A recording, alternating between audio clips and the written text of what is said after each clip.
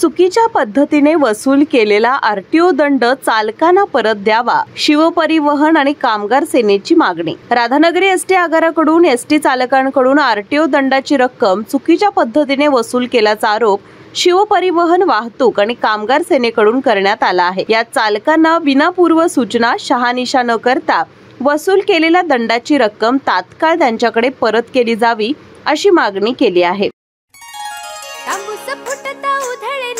भूपाळी रामपारी दिशादाही उजळल्या आल गोकुळ आपुल्या दारी, निर्भेळ आणि सकस चवीच गोकुळ लई भारी। गोकुळची दर्जेदार दुग्ध उत्पादने, गोकुळ अस्सल चव कोल्हापूरची।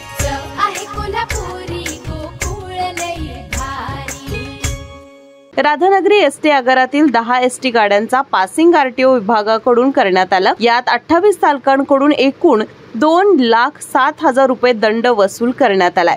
यामध्ये वेग सीमा ओलांडल्याचा आरोप करण्यात आला, परंतु चालकांची गाडी रजेवर असताना किंवा दुसऱ्या ड्युटीवर असताना दंड वसूल केला गेला, त्यामुळे ती वसुली अत्यंत अन्यायकारक ठरली आहे असा दावा सेनेचे पदाधिकारी करत आहेत। शिवपरिवहन, वाहतूक आणि कामगार सेनेकडून याबाबत प्रशासनाशी संपर्क साधण्यात आला असून त्यांना याबाबत योग्य कारवाई करण्याची आणि दंड वसूल करणाऱ्या संबंधित अधिकारी आणि कर्मचाऱ्यांकडून तो रक्कम परत मिळवून देण्याची मागणी केली आहे। या संदर्भात शिवपरिवहन कामगार सेनेचे पदाधिकारी म्हणाले, एसटी मधील स्पीडोमीटर हे जुन्या पद्धतीचं असून ते अचूक स्पीड दर्शवत नाही। आरटीओ विभागातील डिजिटल स्पीडोमीटरला तसेच गतीचा योग्य मोजमाप घेणाऱ्या उपकरणांची आवश्यकता आहे।